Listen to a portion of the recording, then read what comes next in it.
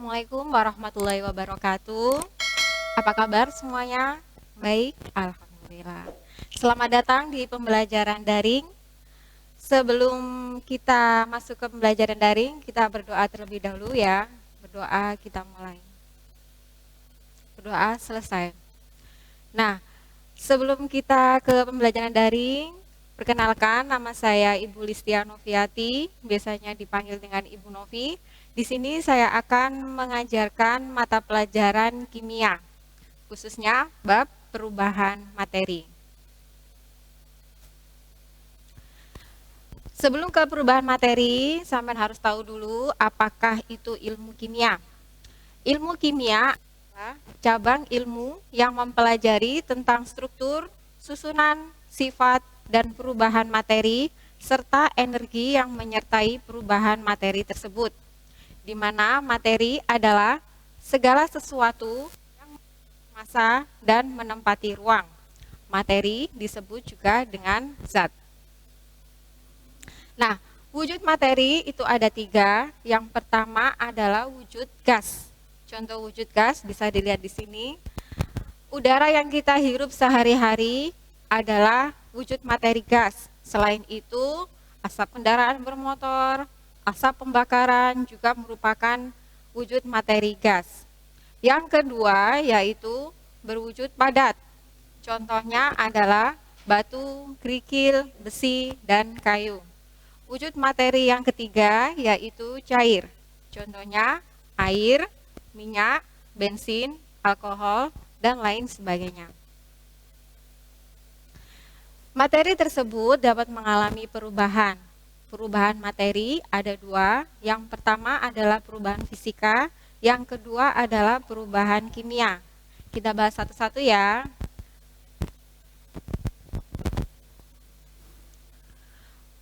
Perubahan fisika merupakan perubahan materi atau zat yang tidak menghasilkan zat baru. Ciri-cirinya ada 4. Yang pertama adalah perubahan wujud atau bentuk. Yang kedua perubahan volume, yang ketiga perubahan ukuran, dan yang terakhir adalah proses pelarutan.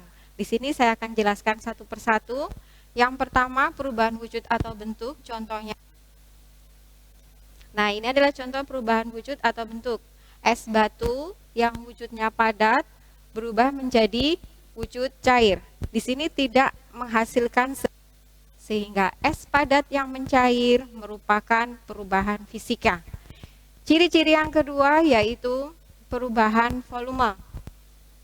Contohnya, gelas yang tadinya berisi air penuh kemudian tumpah, airnya menjadi sedikit, di sini tidak menghasilkan zat baru, sehingga gelas yang tumpah merupakan perubahan fisika. Ciri-ciri yang selanjutnya yaitu perubahan ukuran. Perubahan ukuran di sini contohnya adalah kayu gelondongan yang panjang digeraji menjadi potongan kayu kecil-kecil.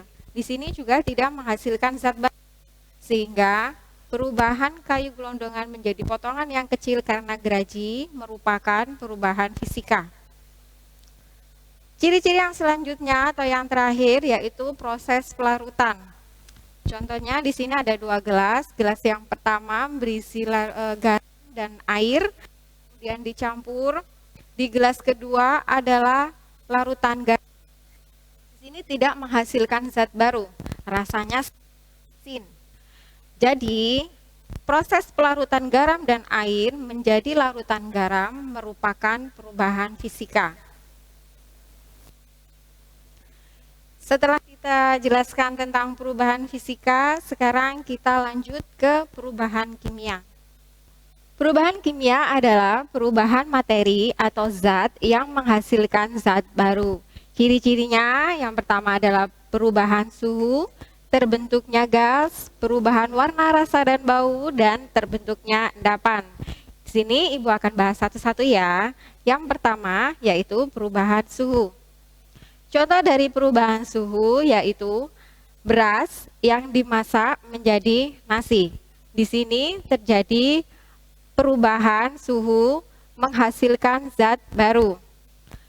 Contoh yang kedua yaitu telur yang mentah kemudian dimasak menjadi telur yang matang. Di sini terjadi perubahan suhu juga, maka telur yang matang ini mengalami perubahan kimia. Ciri yang kedua yaitu terbentuknya gas. Contohnya adalah di sini pelarutan sorbitol yang menghasilkan gelembung-gelembung gas seperti di gambar. Selanjutnya, perubahan warna, rasa, dan bau. Nah, di sini ada susu segar yang disimpan berhari-hari pada suhu ruangan, bukan di kulkas. Maka lama-kelamaan susu yang segar ini berubah warnanya menjadi agak kuning, rasanya pun berubah, baunya juga sangat menyengat, sehingga di sini terjadi perubahan kimia. Contoh perubahan kimia selanjutnya yaitu terbentuknya endapan. Contohnya masih sama dengan susu yang segar. Di sini susu yang segar ini akan diolah menjadi keju. Pengolahannya ada pembentukan dadi atau pengendapan. Pembentukan pengendapan ini ada reaksi kimia sehingga susu yang segar menjadi keju merupakan contoh perubahan kimia. Nah, itu tadi adalah penjelasan dan contoh-contoh dari perubahan fisika dan perubahan kimia. Selanjutnya, untuk materi dan tugas bisa sampai akses di www.elingo.smkwalisongo2gempol.schid. Terima kasih. Wassalamualaikum warahmatullahi wabarakatuh.